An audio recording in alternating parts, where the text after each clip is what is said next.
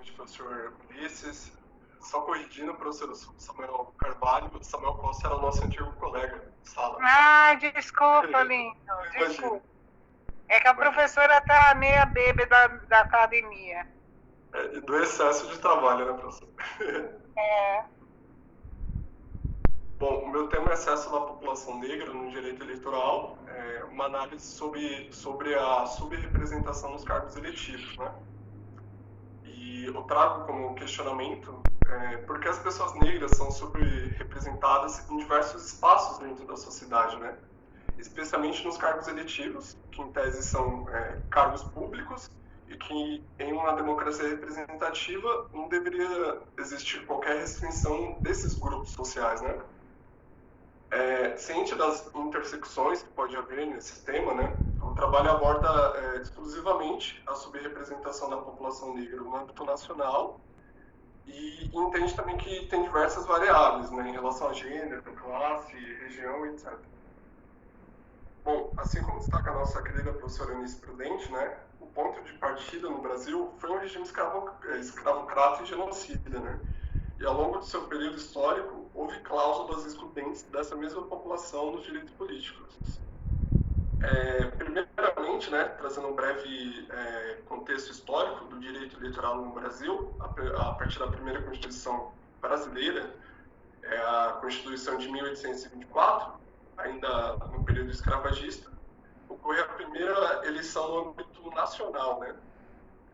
O direito ao voto era apenas de homens, com renda comprovada, e evidentemente mulheres, escravizados, indígenas, não participavam desse processo eleitoral. Em 1881 surgiu a Lei Saraiva, né, que trouxe uma restrição aos não alfabetizados ao direito ao voto. Em 1932 foi criado o Código Eleitoral, mulheres passaram a ter o direito ao voto, né? Com a chegada da Constituição de 1937, tendo aspirações fascistas, foi extinta a justiça eleitoral, o Congresso foi dissolvido, né, e foi abolido os partidos políticos.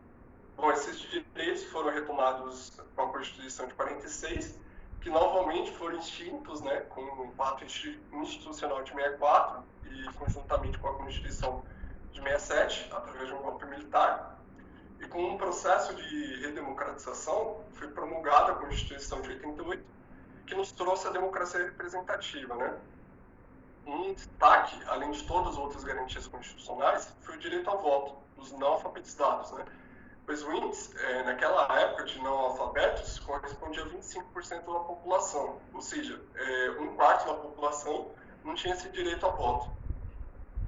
Bom, hoje a população brasileira é composta por 42% de pessoas que se autodeclaram brancas, 56% de pessoas que se autodeclaram negras, né? E nesse caso, né, é importante destacar que a população negra é definida pelo conjunto de pessoas que se autodeclaram pretas e pardas, né? Isso de acordo com o Estatuto da Igualdade Racial. Diante disso, né, nos cabe mais uma pergunta. Quem são nossos políticos e que perfis étnicos raciais eles têm? Bom, em 2018, 72% dos candidatos eleitos foram do perfil étnico-racial branco, enquanto a somatória de todos os outros perfis alcançaram apenas 27%, né? Ou seja, é evidente a subrepresentação dos outros perfis, né, dentro da nossa política. Os cientistas políticos, Luiz Augusto Campos e Carlos Machado, aponta 4 hipóteses dessa subrepresentação. A primeira delas seria a falta de candidaturas dessa população. A segunda seria a desigualdade de recursos sociais, como origem de classe, nível educacional, entre outros. E a terceira seria a falta de distribuição de recursos. E a quarta e última seria a estrutura dos partidos e o seu acesso diferenciado, né? Tendo em vista que a única forma de se candidatar é através de um partido político, né? Bom, o Código Eleitoral, no seu artigo 3º, define que qualquer cidadão pode se candidatar para um cargo eletivo, desde que seja respeitada a Constituição Constitucional, né? A questão que tem que ser analisada é se todas as pessoas têm as mesmas condições, tanto nos partidos políticos quanto aos recursos, né? Bom, podemos fazer uma análise que os partidos políticos maiores e mais tradicionais têm uma forte tendência a dar mais espaço e destaque para as elites políticas já consolidadas, né, que normalmente são homens brancos, né. Em oposição, os partidos menores tendem a ter um equilíbrio maior entre os seus candidatos, né. Embora a lei garanta os partidos políticos uma autonomia para definir sua estrutura interna, organização e estabelecer as regras de escolha, ainda é necessário, né, que o sistema eleitoral possa garantir condições igualitárias, né, no ambiente democrático, né. Assim também como é previsto na Declaração de Direitos Humanos, esse artigo 21 dispõe que toda pessoa tem direito a tomar parte do governo igual direito de acesso, né. Ou seja, esses vícios dentro do direito eleitoral podem serem ditos como violações de direitos humanos. E dessa forma, né, podemos pensar em ações afirmativas para ser usadas, né, para enfrentar essa subrepresentação. Ademais, tal medida já foi usada para combater a subrepresentação feminina. Em 2018, o STF decidiu, através de uma ação direta de inconstitucionalidade, a ADI 5617, que a distribuição dos recursos de campanha eleitorais fossem de forma proporcional às candidaturas de ambos sexos, né? E, além do mais, existe cotas de gêneros hoje no direito eleitoral, que é garantido no mínimo 30% e no máximo 70% de candidaturas de cada sexo, né? Isso é previsto no artigo 10º da Lei das Eleições. Bom, nesse mesmo sentido, e com essa mesma necessidade, em agosto de 2020, o plenário do STE decidiu uma consulta, a consulta 600.306, formulada pela deputada Benedita Silva, a qual ela indagou o tribunal sobre a possibilidade de ser usado esse mesmo percentual de recursos e de reserva para candidaturas de pessoas negras, né? E assim o STF decidiu, o TSE decidiu que a distribuição de recursos deveria ser distribuída na exata proporção de candidaturas de perfis brancos e negros, né, dentro dos partidos.